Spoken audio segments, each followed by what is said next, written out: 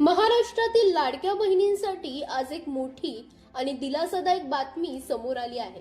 माझी लाडकी बहीण योजनेचं ई-केवायसी करताना लाखो महिलांकडून काही चुका झाल्या आणि त्या चुका आता लाभ मिळण्यासाठी अडथळा ठरणार का याची चिंता सर्वांनाच होती।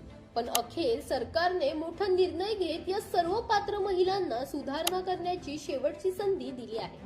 महिला व बाल विकास विभागाने आज जारी केलेल्या शासन निर्णयानुसार ज्या लाभार्थी महिलांचे वडील हयात नाहीत, पती हयात नाहीत किंवा घटस्फोट झालेले आहेत आणि ई-केवायसी करताना पर्याय निवडताना चुकी झाली असेल, त्या सर्व महिलांना 31 डिसेंबर पर्यंत ही चूक दुरुस्त करता येणार आहे। महत्त्वाचं म्हणजे यासाठी महिलांनी स्वतःचं ई-केवायसी पूर्ण करायचं आणि त्यासोबतच वडील किंवा पती यांचे मृत्यू प्रमाणपत्र किंवा घटस्फोटाचा दाखला किंवा न्यायालयाचा आदेश याची सत्यप्रती थेट अंगणवाडी सेविकेकडे जमा करायची आहे।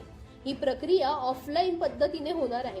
दरम्यान वेब पोर्टल ladkibahin.maharashtra.government.in वरही आवश्यक सुधारणा करण्यात आल्या आहेत।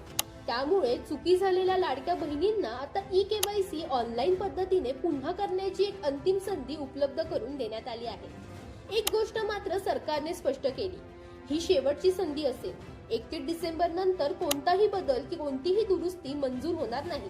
त्यामुळे माहिती भरताना अत्यंत काळजी घ्यावी असं आवाहनही सरकारने केलं आहे।